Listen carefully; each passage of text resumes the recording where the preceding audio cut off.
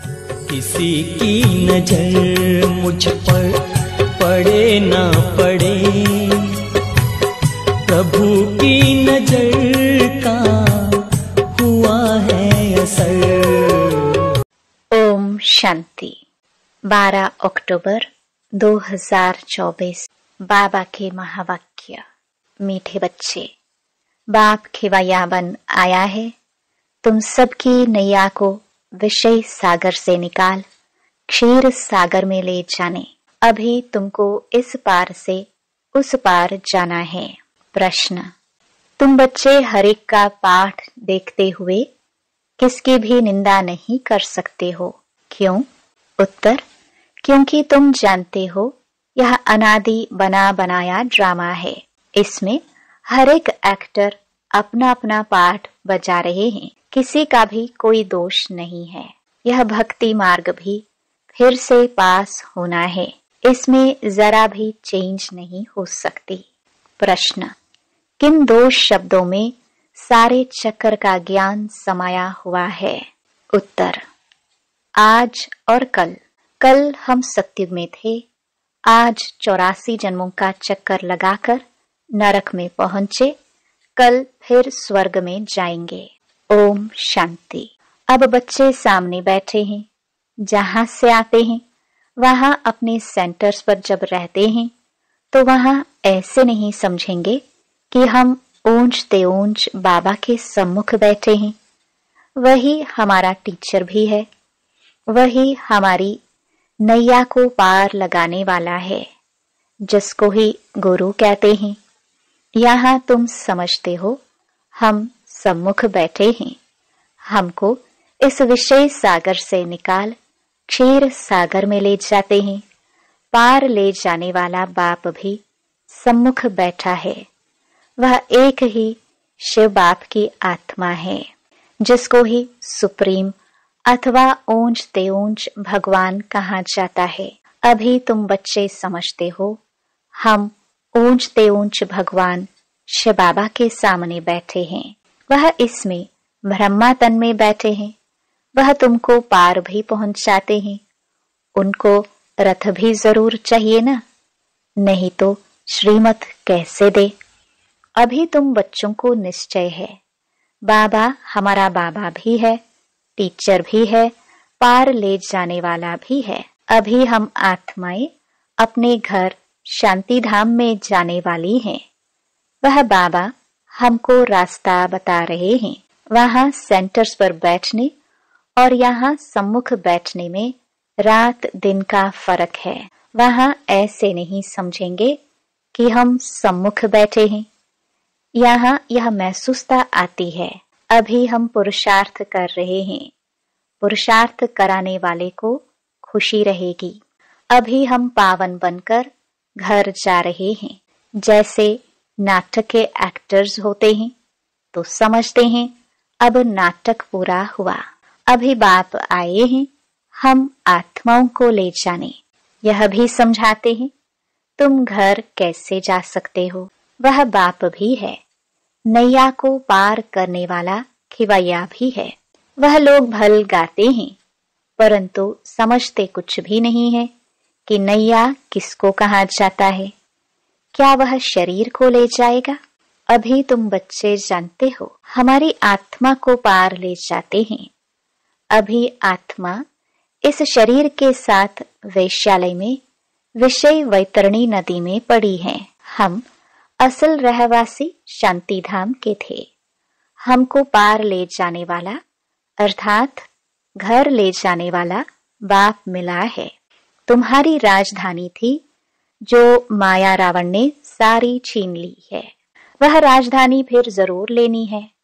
बेहद का बाप कहते हैं बच्चों अब अपने घर को याद करो, वहां जाकर फिर क्षीर सागर में आना है। यहाँ है विष का सागर, वहां है क्षीर का सागर और मूल वतन है शांति का सागर। तीनों धाम है। यह तो है दुख धाम। बाप समझाते हैं मीठे मीठे बच्चों अपने को आत्मा समझ बाप को याद करो। कहने वाला कौन है किस द्वारा कहते हैं?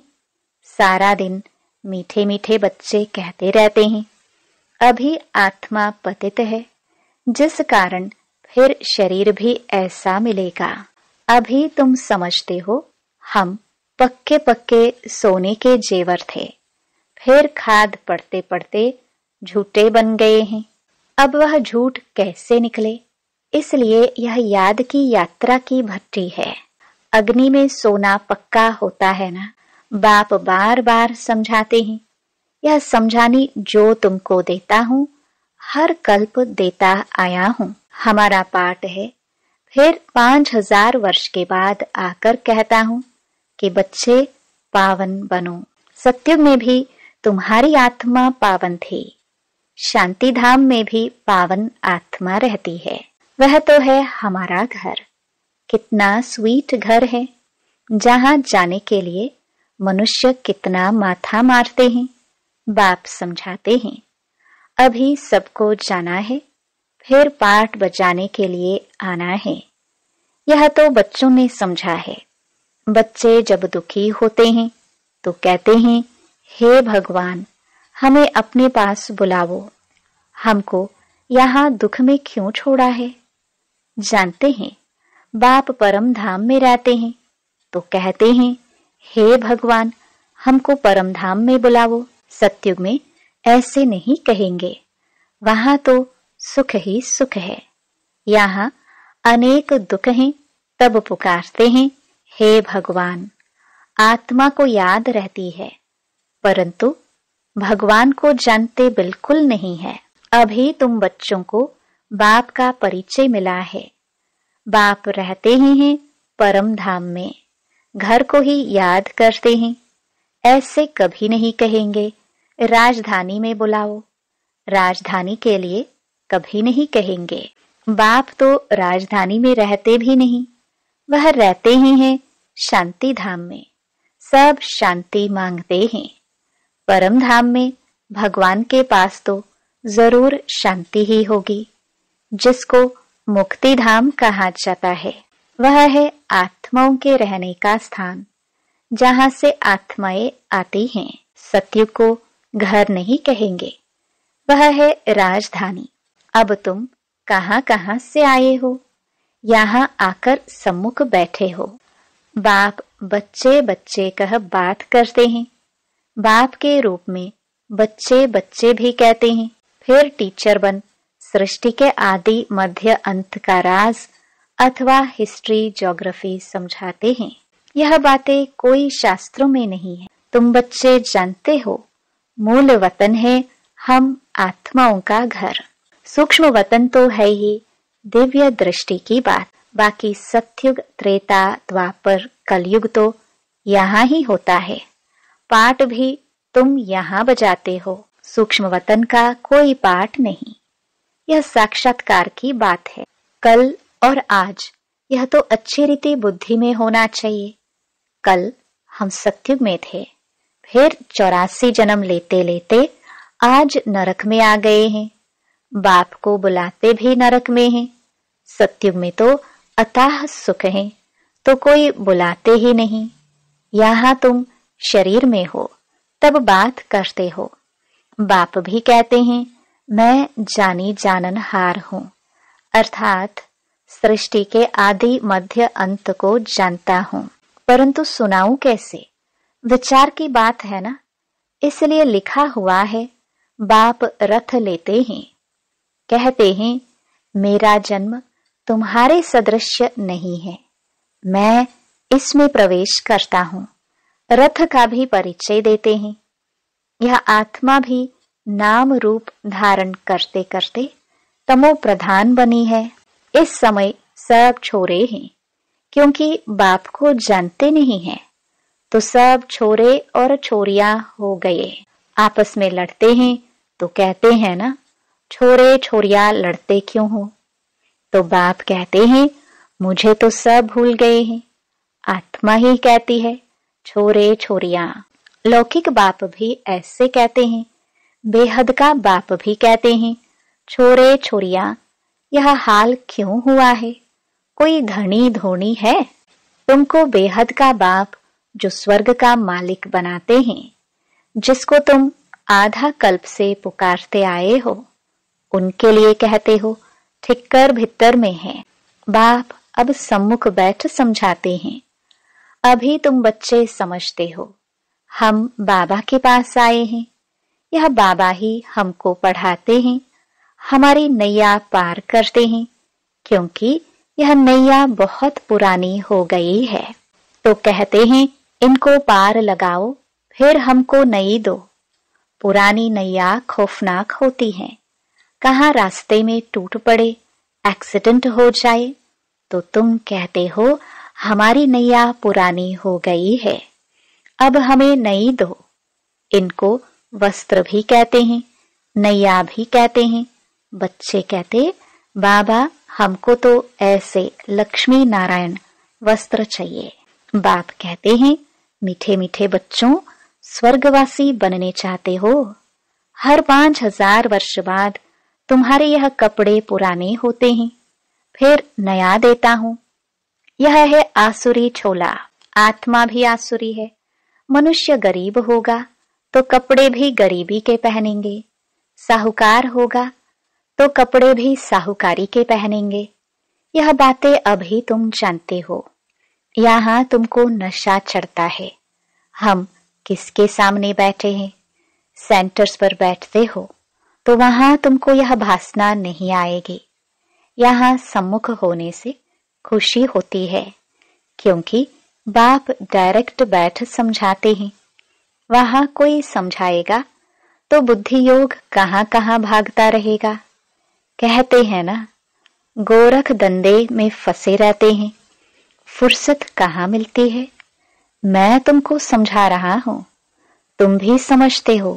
बाबा इस मुख द्वारा हमको समझाते हैं। इस मुख की भी कितनी महिमा है। गौ मुख से अमृत पीने के लिए कहाँ कहाँ जाकर धक्के खाते हैं, कितनी मेहनत से जाते हैं। मनुष्य समझते ही नहीं है कि यह गौमुख क्या है। कितने बड़े समझदार मनुष्य वहां जाते हैं। इसमें फायदा क्या है? और ही टाइम वेस्ट होता है। बाबा कहते हैं यह सूर्यास्त आदि क्या देखेंगे, फायदा तो इनमें कुछ नहीं। फायदा होता ही है पढ़ाई में। गीता में पढ़ाई है ना। गीता में कोई भी हठयोग आदि की बात नहीं, उसमें तो राजयोग है। तुम आते भी हो राजाई लेने के लिए। तुम जानते हो इस आसुरी दुनिया में तो कितने लड़ाई झगड़े आदि हैं। बाबा तो हमको योग बल से पावन बनाए विश्व का मालिक बना देते हैं। देवियों को हथियार दे दिए हैं, परंतु वास्तव में इसमें हथियारों आदि की कोई बात ही नहीं। काली को देखो कितना भयानक बनाया है। यह सब अपने अपने मन की भ्रांतियों से बैठ बनाया है। देविया कोई ऐसी 4-8 भुजाओं वाली थोड़ी होंगी। यह सब भक्ति मार्ग है। सो बाप समझाते हैं यह एक बेहद का नाटक है। इसमें कोई की निंदा आदि की बात नहीं। अनादि ड्रामा बना हुआ है। इसमें फर्क कुछ भी पड़ता नहीं है। ज्ञान किसको कहा जाता, भक्ति किसको कहा जाता, यह बाप समझाते हैं। भक्ति मार्ग से फिर भी तुमको पास करना पड़ेगा। ऐसे ही तुम 84 का चक्कर लगाते लगाते नीचे आएंगे। यह अनादि बना बनाया बड़ा अच्छा नाटक है जो बाप समझाते हैं। इस ड्रामा के राज को समझने से तुम विश्व के मालिक बन जाते हो। वंडर है ना, भक्ति कैसे चलती है, ज्ञान कैसे चलता है। यह खेल अनादि बना हुआ है। इसमें कुछ भी चेंज नहीं हो सकता। वह तो कह देते ब्रह्म में लीन हो गया, ज्योति ज्योत समाया। यह संकल्प की दुनिया है। जिसको जो आता है वह कहते रहते हैं यह तो बना बनाया खेल है। मनुष्य बायोस्कोप देख कर आते हैं, क्या उसको संकल्प का खेल कहेंगे? बाप बैठ समझाते हैं बच्चे यह बेहद का नाटक है जो हूबहू रिपीट होगा। बाप ही आकर यह नॉलेज देते हैं क्योंकि वह नॉलेजफुल है। मनुष्य सृष्टि का बीज रूप है, चैतन्य है, उनको ही सारी नॉलेज है। मनुष्यों ने तो लाखों वर्ष आयु दिखा दी है। बाप कहते हैं इतनी आयु थोड़ी हो सकती है। बायोस्कोप लाखों वर्ष का हो तो कोई की बुद्धि में नहीं बैठे। तुम तो सारा वर्णन करते हो, लाखों वर्ष की बात कैसे वर्णन करेंगे? तो वह सब है भक्ति मार्ग। तुमने ही भक्ति मार्ग का पाठ बचाया। ऐसे ऐसे दुख भोगते भोगते अब अंत में आ गए हो। सारा झाड़ जर्जरीभूत अवस्था को पाया हुआ है। अब वहां जाना है। अपने को हल्का कर दो।